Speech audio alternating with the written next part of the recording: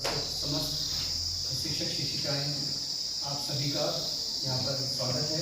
हमारे प्रतिभागी छात्र छात्राएं आप सभी का यहाँ पर विज्ञान संगोष्ठी खंड स्तरीय विज्ञान संगोष्ठी 2025 में आप सभी का स्वागत और अभिनंदन।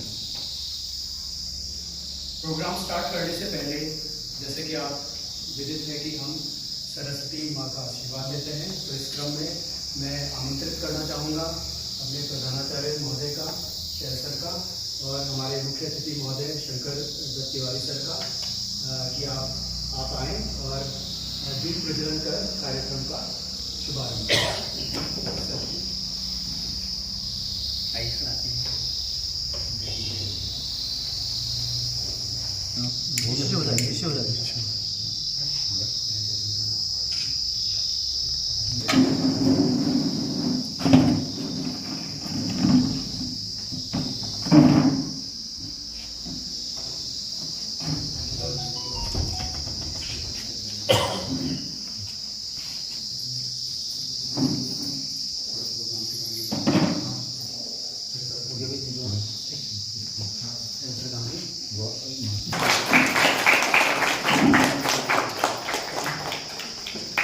सर का हम बैच अलंकरण कर स्वागत करेंगे। तो मैं नवल सर से अनुरोध करता हूँ कि नवल सर आप हमारे प्रधानाचार्य महोदय शहर सर उनका बैच अलंकरण कर स्वागत करें। आज के प्रोग्राम के वो है शंकर दत्त तिवारी जी और ये हमारे पूर्व में अध्यापक रह चुके हैं और प्रधानाचार्य पद से ये सेवानिवृत्त हुए हैं और बड़ा सौभाग्य का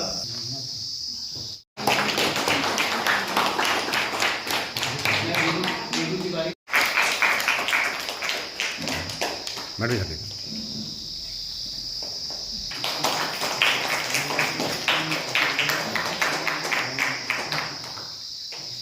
इधर देखिए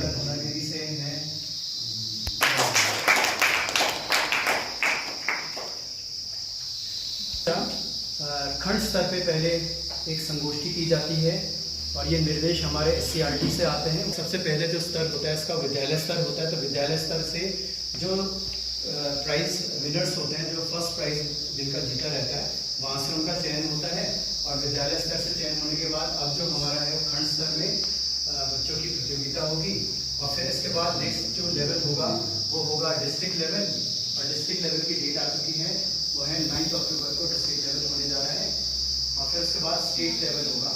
तो इस तरह से ये जो प्रोग्राम है आगे बढ़ता जाएगा। हमारे टॉपिक्स आते रहते हैं, आउट ऑफ बॉक्स हमारे टॉपिक्स आते हैं जो कि हमें अपने डे टू डे लाइफ जो हमारी टेक्स्ट बुक्स हैं वहाँ से वो टॉपिक निकल के नहीं आते। कुछ जो ज्वलंत हमारे आसपास जो टॉपिक्स होते हैं वो टॉपिक यहाँ चले जाते हैं। जो टॉपिक इस बार चुना गया है वो है quantum age challenges and potential. तो एक 10 मार्क्स का रिटन एग्जाम था और उसके मार्क्स आपके जुड़ेंगे। फिर इसके बाद अब आपका होगा संगोष्ठी 6 मिनट की है और 6 मिनट में आपका टाइम जो है वो 5 मिनट तक पूछे जाएंगे और उन 3 क्वेश्चंस में से आपको जवाब देने होंगे और उसके भी मार्क्स आपके अलॉटेड हैं। आप जो संगोष्ठी आप यहाँ पर दे रहे हैं उसका जो मार्किंग होगी वो मार्किंग होगी आप कैसे प्रेजेंट कर रहे हैं अपनी बात को, आप क्या फैक्ट्स लेके आए हैं, आप किस तरह से उसे प्रेजेंट कर रहे हैं। एक तो आपका बोलने का आए हुए सभी वैज्ञानिक शिक्षक शिक्षिकाओं और विशेष रूप से प्रिय छात्र छात्राओं आप इस संगोष्ठी में प्रतिभाग कर रहे हैं। मैं आप सभी का बहुत चुनौतियां, ये टॉपिक आज का है बच्चों। आज हम एक वैज्ञानिक युग में जी रहे हैं और हमारे जीवन की जो लाइफ है वो फास्ट है। हमारे सामने बहुत सारी चुनौतियां हैं। अपनी जैसी लगे सभी को, जिससे बात हमारी नई चुनौती हेत पर हम एक नई तैयारी बने नहीं अवरोध किसी पर अक्षमता लाचारी। नई चुनौती हेतु करें हम एक नई तैयारी। शिक्षा विज्ञान की आधारशिला है। विज्ञान न तो अच्छा होता है न ही बुरा होता है। हमारी आवश्यकताएं उसको युग के अनुरूप अच्छी या बुरी बना देती है।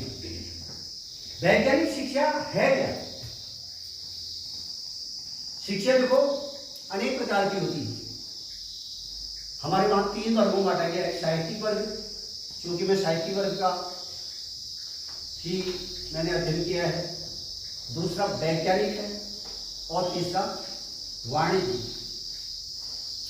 तो इन तीनों शिक्षाओं में देखो, जो साहित्य की शिक्षा होती है वो हृदय प्रधान होती है,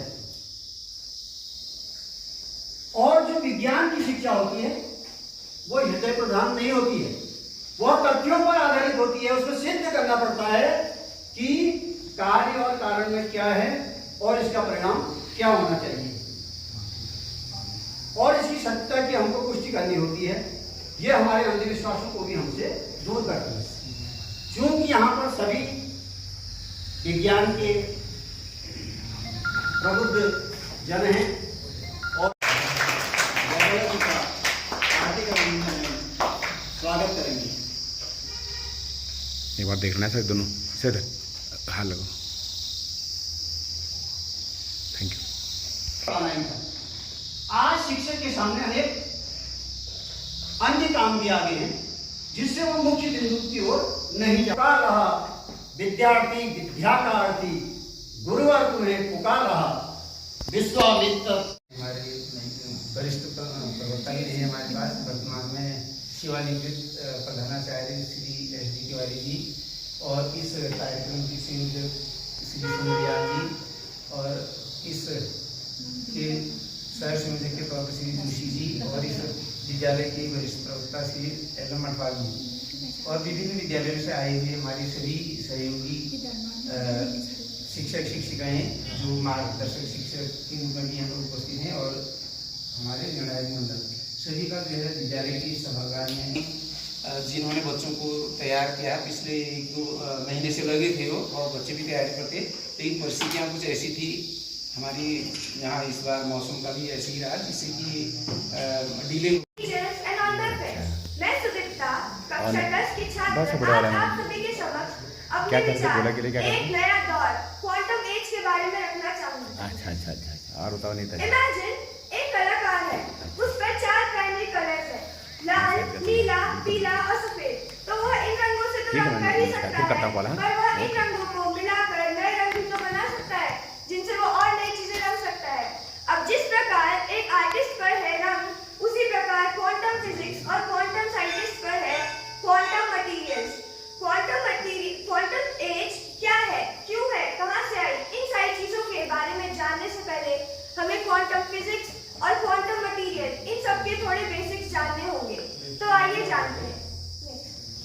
क्वांटम फिजिक्स वह खोज है जिससे हम जान पाए कि दुनिया अपने सबसे छोटे स्तर पर कैसे काम करती है।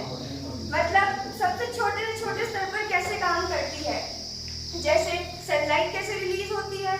अब क्वांटम फिजिक्स और क्वांटम मटेरियल्स की दुनिया में वेव्स ही पार्टिकल्स हैं और पार्टिकल्स ही वेव्स, मतलब एक ही पार्टिकल वेव्स की भी और वही पार्टिकल की भी प्रॉपर्टीज शो करता है। कैसे? अब यही तो है क्वांटम फिजिक्स का जादू।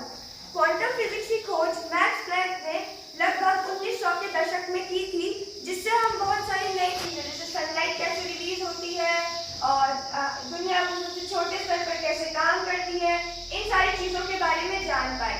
क्वांटम फिजिक्स अपने में एक बहुत बड़ा विषय है, पर हमारी जरूरत के अनुसार इतनी जानकारी बहुत है। तो अब जानते हैं क्वांटम स्पिनिंग ब्ला ब्ला ब्ला। अब इतने सारे तरीके के क्वांटम मटेरियल्स हैं, इनके बारे में हम पहले से कैसे जान सकते हैं, पर अब जान जाएंगे। क्वांटम मटेरियल्स बहुत छोटे पार्टिकल्स होते हैं जो जिनमें अनोखी खूबियां होती हैं, जैसे लेफ्ट और राइट दोनों डायरेक्शन में साथ में घूमना। सोचने में इम्पॉसिबल है, बट ये फिजिक्स है जो क्वांटम मटेरियल्स में होती है। दूसरा एग्जांपल क्वांटम टनलिंग। अच्छा इमेजिन एक बॉल है, एक बाउंसी बॉल है, अगर हम उसे एक विंडो की तरफ फेंकेंगे तो क्या होगा? Bounce back and catch. क्या होगा? Bounce back and catch. But what if वो बॉल एकदम से विंडो के आर पार हो जाए बिना विंडो को कांटेक्ट करे? इमेजिन करना मुश्किल है इसके बारे में। Potential 1, quantum computing. Quantum computing हमारे बेसिक्स कंप्यूटर को बहुत जल्दी और बहुत आसानी से सटीक बना सकती है। दूसरा पोटेंशियल मेडिकल साइंसेज में होगा, जिसमें हम क्वांटम फिजिक्स की मदद से उनमें प्रोसेस करने में सहायक है। वहीं दूसरी तरफ तकनीक के विकास से कंप्यूटिंग, संचार, संवेदना, साइबर सुरक्षा के क्षेत्र में नए आयामों का सृजन किया जा रहा है। आइए क्वांटम तकनीक के अनुप्रयोग। कंप्यूटिंग के अलावा सुरक्षित संचार, शोध कार्य, आपदा प्रबंधन और चिकित्सीय कार्यों, स्पेस, यूनिवर्स एक्सप्लोरेशन, रक्षा के क्षेत्र में भी इसका अनुप्रयोग किया जाता है और गुरुत्वाकर्षण, ब्लैक होल इत्यादि के कुछ मूलभूत सवालों को भी हल करने में यह तकनीक सहायक है। इस तरह पहल जीनोम इंडिया परियोजना को भी बढ़ावा दे सकेगी और कैंसर, अल्जाइमर जैसे रोगों से निपटने की दिशा में यह तकनीकी के क्षेत्र में अपार संभावनाएं हैं और आपदा प्रबंधन के क्षेत्र में यह तकनीक काफी कारगर सिद्ध हो सकती है। गौरतलब है कि क्वांटम क्षेत्र उतना परिपक्व नहीं हुआ है कि उसका व्यवसायीकरण किया जाए, क्योंकि उसमें बहुत सी वैज्ञानिक चुनौतियां शामिल है। ऐसे में भारत की स्थिति को भी समझना जरूरी है। भारत में क्वांटम तकनीक के क्षेत्र में पर्याप्त संसाधन एवं जनशक्ति और समयबद्धता का अभाव है। भारत में क्वांटम तकनीक से जुड़े अनुप्रयोग काफी खर्चीले हैं और हालांकि बजट की नई घोषणा से संसाधन समस्या को ठीक करने में मदद मिलेगी, लेकिन उच्च गुणवत्ता वैश्विक मांग नहीं है। आइए आप कौशलयुक्त जनशक्ति के बिना कोई भी तकनीक फलीभूत नहीं हो करने की आवश्यकता है। उच्च शिक्षा को बढ़ावा देकर छात्रों को लेकर क्वांटम तकनीक के छात्रों के एक व्यापक रुचि पैदा कर हमारा देश इस दिशा में काफी आगे बढ़ेगा। नजरें बदली तो नजारे बदल गए, नजरें बदली तो नजारे बदल गए, कश्ती बदली तो किनारे बदल गए, कश्ती बदली तो किनारे बदल गए। बुझे दियों से होते नहीं उजाले, बुझे दियों से होते नहीं उजाले, लेकिन जब सोच बदली तो सितारे ही बदल गए। इस सकारात्मक सोच के साथ मैं अपनी वाणी को विराम देती हूँ। धन्यवाद। चीज पे आगे लोगों के लिए सबसे अच्छा क्वांटम योग, लोगों की आदत, लोगों की जीवन शैली कंप्यूटिंग ने बहुत ज्यादा अपना नाम कमा लिया है। तो मैं बात कर रही हूँ क्वांटम कंप्यूटिंग। तो क्वांटम कंप्यूटिंग यहाँ पर शुरू करते हैं। क्वांटम कंप्यूटिंग आर्टिफिशियल और नैनो टेक्नोलॉजी की तकनीक का विकास कर रहे हैं। इस तकनीक आदमी की जीवन शैली बहुत ही कंप्यूटर है जो सिद्धांतों पर काम करता है। क्वांटम कंप्यूटिंग हर एक चीज में आगे, जो चीज हम पहले धर्म या योग पर सुना करते थे, पुराणों में सुना करते थे, वो आज क्वांटम कंप्यूटिंग सच कर रहा है। हम बात करते हैं क्वांटम का आरंभ, संभावनाएं एवं वर्ष 2025 गवर्नर हाइडेलबर्ग के रिसर्च पेपर की 100वीं वर्षगांठ के रूप में मनाया जा रहा है, जिसे मॉडर्न क्वांटम यांत्रिकी की नीति माना गया है। इस उपलक्ष्य में वर्ष 2025 को संयुक्त राष्ट्र संघ और यूनेस्को ने अंतर्राष्ट्रीय क्वांटम विज्ञान और प्रौद्योगिकी वर्ष घोषित किया है, जिसका उद्देश्य लोगों के प्रति क्वांटम विज्ञान के अनुप्रयोगों के महत्व के बारे में जन जागरूकता बढ़ाना है। अब हम जानते हैं क्वांटम क्रांति के बारे में। वर्तमान में हम क्वांटम युग की द्वितीय लहर में है। क्वांटम युग की प्रथम लहर 20वीं शताब्दी में हो चुकी थी, जिसके अंतर्गत हमें transistor, LED, light scanner, MRI और लेजर जैसी तकनीकों का आविष्कार देखने को मिला। वर्तमान में हम क्वांटम युग की दूसरी लहर में, जिसके अंतर्गत quantum mechanics, quantum technology, quantum material, quantum computing आदि का विकास शामिल है। वर्तमान समय में IBM, गूगल, माइक्रोसॉफ्ट जैसी कंपनियां अपने क्वांटम सिस्टम विकसित कर रही है और साथ ही अमेरिका, चाइना, यूरोप और कनाडा जैसे देश भी क्वांटम टेक्नोलॉजी में उन्हीं तकनीकों का उपयोग गलत कार्य के लिए करेंगे तो हमारे लिए हानिकारक होगा। दोस्तों, मानव का विज्ञान के क्षेत्र में अब तक का सफर अद्भुत रहा है, जिसमें कंप्यूटर हमारे जीवन का एक भिन्न अंग बन चुका है, जिसका उपयोग कर नए अवसरों का सामना किया जा रहा है। यह युग विज्ञान, व्यवसाय, स्वास्थ्य और अन्य क्षेत्रों में भी नए अवसर प्रदान कर रही है, लेकिन अब एक नई क्रांति दस्तक दे रही है, जो है क्वांटम क्रांति। क्वांटम क्रांति का केवल तकनीकी बदलाव है, बल्कि हमारे सोचने, समझ आएगी। आइए अब हम जानते हैं कि क्या है क्वांटम तकनीक। क्वांटम तकनीक दुनिया को तेजी से विकसित करने वाली एक ऐसी तकनीक है जो क्वांटम सिद्धांतों पर आधारित है, जिसमें परमाणुओं व उपपरमाणुओं के स्तर पर ऊर्जा व पदार्थ की व्याख्या करने वाले सिद्धांतों पर आधारित है। इन सिद्धांतों का उपयोग जटिल समस्याओं को समझने के लिए किया जाता है। क्वांटम मैकेनिक्स का विकास 20वीं शताब्दी के प्रारंभ में प्रकृति में उपस्थित छोटे छोटे परमाणुओं व कणों का वर्णन करने के लिए किया गया था। इसके पहले चरण में ही भौतिक दुनिया के अलावा प्रकाश व पदार्थ के बारे में हमारी समझ को विकसित किया था। हालांकि एक सदी के शोधों के बाद भी क्वांटम की दुनिया अभी तक रहस्यमय बनी है तथा हमारी रोजमर्रा के जीवन से जुड़े हुए अनुभवों से दूर है। यह तो हमने जाना कि क्या है क्वांटम तकनीक। आइए अब हम जानते हैं कि क्या है भविष्य में आने वाली संभावनाएं। इसकी पहली संभावना है असंभव को संभव बनाना। इसकी पहली संभावना है असंभव को संभव बनाना। यांत्रिकी पर निर्भर करता है। तो अब हम जानेंगे क्वांटम यांत्रिकी क्या है। क्वांटम यांत्रिकी भौतिकी की वह शाखा है जिसमें बहुत सूक्ष्मतर कणों, एटॉमिक और सब एटॉमिक पार्टिकल्स का अध्ययन किया जाता है। अब हम जानेंगे क्वांटम शब्द का क्या अर्थ है। क्वांटम किसी भी वस्तु, किसी भी भौतिक पदार्थ की सबसे छोटी या न्यूनतम इकाई है जिससे छोटी इकाई संभव नहीं है।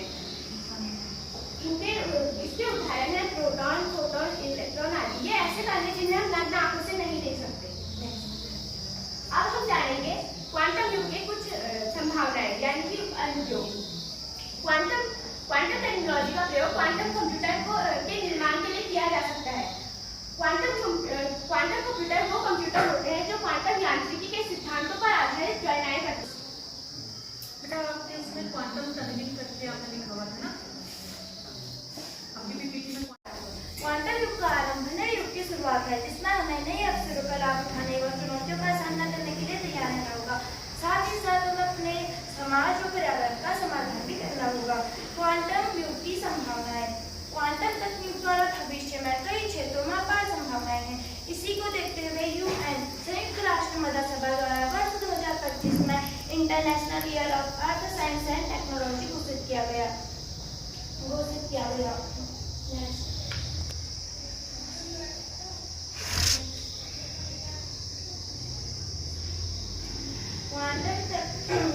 क्वांटम तकनीकी एवं संभावनाएं।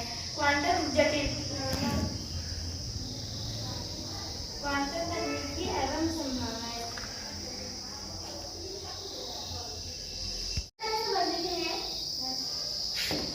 सबसे पहले समझ लेते हैं कि क्वांटम भौतिकी क्या है।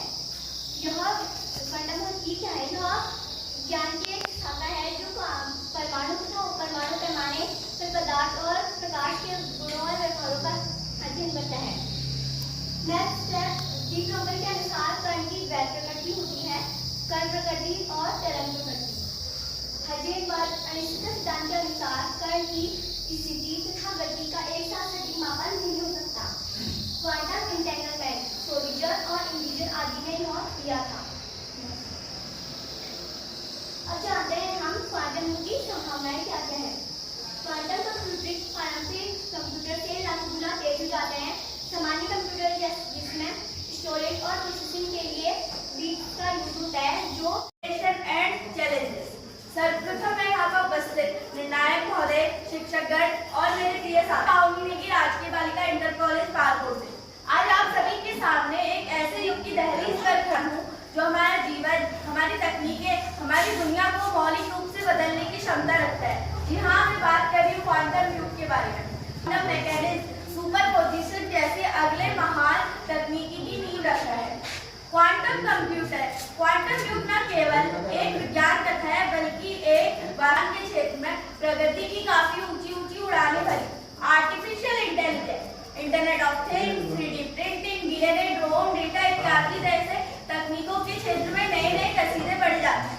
क्वांटम तकनीक भी कंप्यूटिंग, संचार, साइबर सुरक्षा के साथ साथ अन्य कई व्यापक स्तरों के अनुप्रयोगों में नए दरवाजे खोल रही है और इसी के साथ इस क्षेत्र में और भी कई होने वाली है जिसका प्रयोग क्वांटम मैकेनिक्स और क्लाइमेट रिसर्च के लिए किया जाता है।